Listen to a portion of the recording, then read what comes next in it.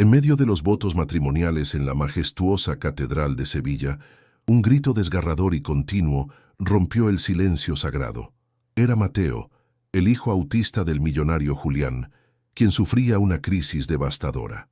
Con el rostro enrojecido por la vergüenza y la desesperación, Julián intentó en vano silenciar al chico, que forcejeaba en el primer banco bajo las miradas de desaprobación de cientos de invitados. Cuando toda esperanza parecía perdida y la humillación completa, una figura humilde se alzó desde el fondo de la iglesia. Era Isabel, la criada de la familia, quien caminaba con inexplicable calma hacia el caos, dispuesta a hacer lo que nadie allí podía siquiera imaginar. Isabel era la discreta ama de llaves de Julián, una presencia silenciosa y eficiente. Lo que nadie en ese mundo lujoso sabía era que su vida la había preparado para ese preciso momento. Su hermano menor era autista no verbal, e Isabel no tenía formación académica formal, pero sí un doctorado en 1960. Empatía. Había pasado toda su vida aprendiendo a descifrar el lenguaje del silencio, a comprender las señales de sobrecarga sensorial y a encontrar los detonantes de la calma. Para ella, el comportamiento de Mateo no era un misterio ni una fuente de vergüenza. Era una gramática familiar. Desde que empezó a trabajar en la mansión, sintió un cariño protector por el pequeño Mateo. Reconocía en él la misma tormenta de emociones que veía en su propio hermano. Mientras Julián y los mejores médicos de 1900 Sevilla veían a un niño difícil, con un trastorno de conducta, Isabel veía un alma sensible atrapada en un mundo demasiado ruidoso, brillante y agresivo para ella. Su motivación no era complacer a su jefe, sino un profundo deseo de proteger a un niño que, sabía, simplemente clamaba por ayuda de la única manera posible. El verdadero antagonista ese día no era el chico, sino la iglesia misma, que para la agudizada sensibilidad de Mateo era una cámara de tortura. El sonido del órgano no era música, era un trueno que vibraba en sus huesos. La luz que se filtraba a través de las vidrieras no era divina, eran fragmentos de vidrio coloreado que le perforaban los ojos. El penetrante aroma a incienso y flores era un ataque químico, y la textura áspera y apretada de su traje formal era como una camisa de fuerza de lija. El grito de Mateo no fue un acto de rabieta ni de desobediencia. Era el sonido de un sistema nervioso colapsando. Julián, por su parte, era prisionero de su propia negación. Amaba a su hijo, pero la condición de Mateo manchaba su imagen pública de perfección y control. Insistió en llevar al niño a la boda de su hermana, no por el bien del niño, sino para proyectar una fachada de familia normal, para demostrarles a todos que podía manejar la situación. Ignoró las señales de ansiedad que Mateo mostró toda la mañana, el golpeteo de las manos, el murmullo bajo, que lo obligaban a una situación destinada a estallar.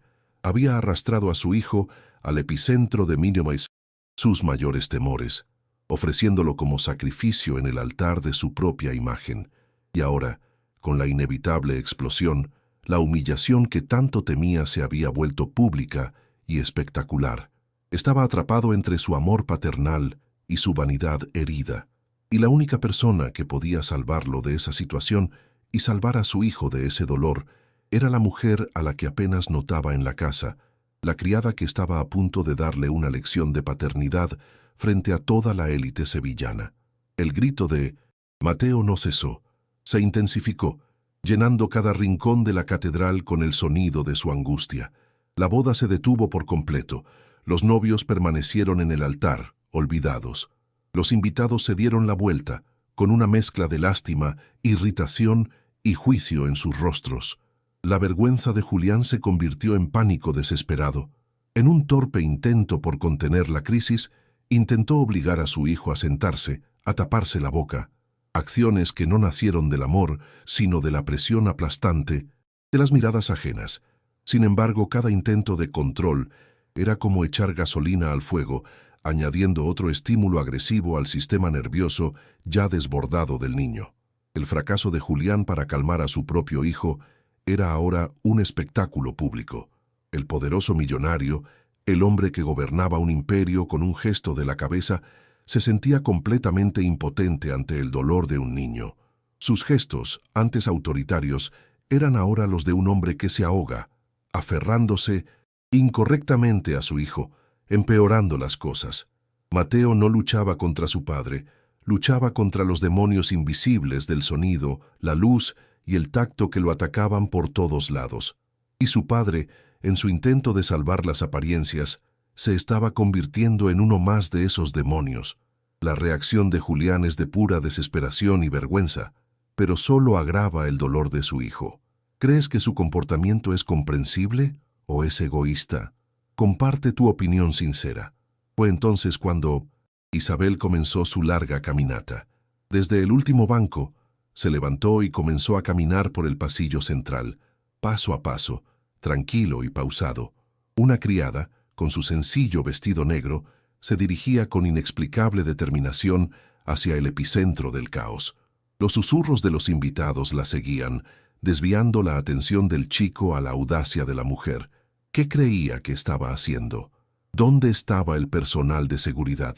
Su andar no era el de una empleada apresurada, sino el de una experta que llegaba para tomar el control, y esta silenciosa confianza era a la vez desconcertante y hipnótica. Llegó al primer banco, ignoró las miradas de asombro y los susurros, fijó la mirada en su jefe, que seguía luchando en vano con su hijo. En voz baja, que atravesó la tensión como un cuchillo, pronunció las palabras que cambiarían el curso de ese día. Señor, por favor, no es desobediencia, es dolor. Deme un minuto. No era una súplica, sino una orden, pronunciada con la autoridad de quien sabía exactamente lo que hacía. Era la voz de la única persona en esa catedral que no veía un problema que silenciar, sino un dolor que aliviar. Julián, al límite de sus fuerzas, humillado y sin otra opción, miró el rostro sereno de su ama de llaves. La seguridad en sus ojos era el único ancla en medio de su tormento de vergüenza. En un acto de completa y absoluta rendición, asintió. Un gesto apenas perceptible, pero que lo significaba todo. Soltó a su hijo y retrocedió, cediendo el control delante de toda la élite de Sevilla, a su ama de llaves. En ese instante dejó de ser el padre al que intentaba controlar y se convirtió en el testigo que estaba a punto de conocer. El poderoso millonario acaba de ceder y confiar el destino de su hijo a su humilde criada. ¿Un acto de desesperación o el comienzo de un milagro? Si apoyas a Isabel, únete a nuestra comunidad. Suscríbete para ver qué hará. Isabel no intentó silenciar a Mateo. En cambio, lo guió con suavidad fuera de la nave principal de la iglesia hacia el patio, bañado por la silenciosa luz del sol. Allí, lejos de los ecos y las luces, comenzó su ritual tranquilizador. Primero, con gestos rápidos y prácticos, eliminó las causas de su agonía, la chaqueta ajustada, los zapatos de charol que lo sujetaban. El niño seguía sollozando, pero el grito estridente había perdido fuerza. El simple acto de liberarlo de la ropa ya había disminuido la intensidad de la tortura sensorial que sentía. En el patio, bajo la mirada atónita de Julián y los familiares más cercanos que los siguieron hasta la puerta, Isabel continuó. No lo mimó ni lo regañó. En cambio, lo envolvió en un abrazo firme, aplicando una presión profunda y tranquilizadora en sus hombros y espalda. Luego, del bolsillo de su vestido, sacó un objeto pequeño, liso y frío, una piedra de río pulida, y lo colocó en la mano cerrada del niño. Esperaban ver cómo se reprimiera una rabieta, pero lo que estaban a punto de presenciar no era un acto de disciplina, sino un acto de traducción, una conversación silenciosa entre dos almas que hablaban el mismo idioma, malinterpretado. Julián y sus familiares más cercanos observaban desde la puerta de la iglesia, esperando el fracaso, la continuación de los gritos. Pero lo imposible sucedió.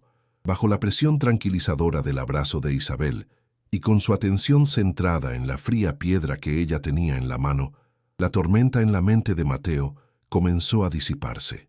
Sus agudos gritos se convirtieron en sollozos, y estos en respiraciones profundas y temblorosas. La energía frenética que lo había sacudido se desvaneció, dando paso a un profundo cansancio. El niño, que momentos antes parecía poseído por una fuerza incontrolable, comenzó a acurrucarse en el hombro de la mujer que, en lugar de luchar contra su crisis, La abrazó. En menos de 2 minutos, el milagro se consumó. El niño que había sumido la majestuosa catedral en el caos estaba completamente tranquilo, con el rostro hundido en el cuello de Isabel y la respiración normalizándose.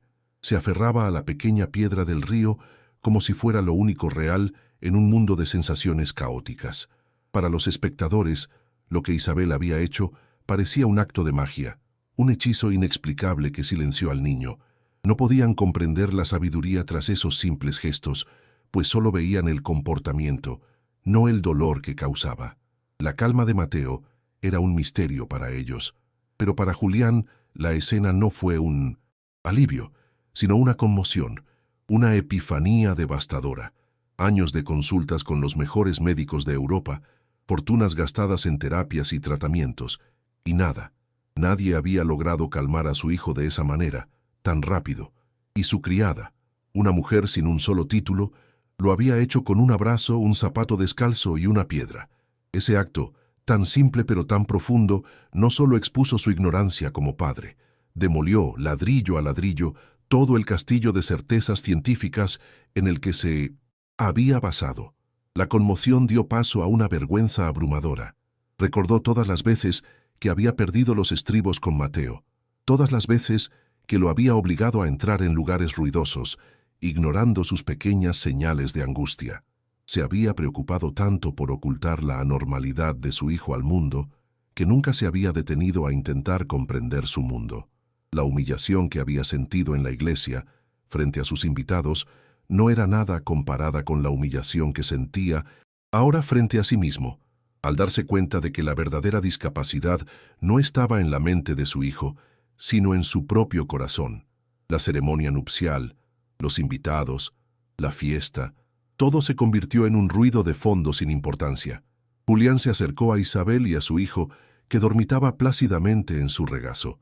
Miró la chaqueta y los zapatos tirados en el suelo, la piedra en la mano del niño, y por primera vez no vio los síntomas de un trastorno, sino las claves de un rompecabezas. No vio una conducta que corregir, sino un lenguaje que aprender. Sin decir palabra, Isabel le había dado la primera lección, la más importante de todas, que para comunicarse con su hijo, primero debía aprender a escuchar su silencio. Miró a Isabel, ya no como la criada que limpiaba su casa, sino como la única persona que parecía poseer el mapa del alma de su hijo, una mujer que, en 2 minutos, había demostrado más sabiduría y eficacia que todos sus costosos especialistas. En aquel cementerio, la ceremonia nupcial quedó en el olvido, pero Julián hizo una promesa mucho más importante en su corazón: dejar de luchar contra el hijo que tenía y, por fin, empezar a aprender a amar al hijo que era. Y supo que la única persona en el mundo que podía enseñarle era la mujer a la que apenas conocía. La boda, por supuesto, no se celebró. La ceremonia concluyó discretamente y la recepción se canceló. Pero para Julián, ese día no fue el de un matrimonio fallido, sino el de un bautismo de humildad. Esa misma tarde, en la quietud de la mansión, buscó a Isabel. Ya no había arrogancia en su postura, solo la vulnerabilidad de un padre que reconocía su ignorancia. «¿Cómo lo supiste?», preguntó, la pregunta que resonaba en su mente desde el cementerio. Y por primera vez, Isabel compartió su historia, la de su hermano autista, de toda una vida dedicada a aprender a descifrar el lenguaje del silencio y a encontrar la calma en medio de la tormenta sensorial. La revelación de Isabel fue una epifanía para Julián. Cada palabra que le decía era una llave que abría una puerta hacia su comprensión. Finalmente comprendió la tortura que el mundo representaba para su hijo y la razón de sus arrebatos. Se dio cuenta de que durante años había intentado arreglar a un niño que no estaba roto, sino que simplemente hablaba un idioma diferente. La vergüenza que sentía por su propia impaciencia y por ignorar las señales era inmensa, pero fue superada por una nueva y poderosa oleada de determinación. Si no, podía arreglar a su hijo. Finalmente podría aprender a comprenderlo y construir un mundo para él. Con esta nueva misión en mente, Julián sabía que Isabel era más valiosa para el bienestar de su hijo que cualquier especialista.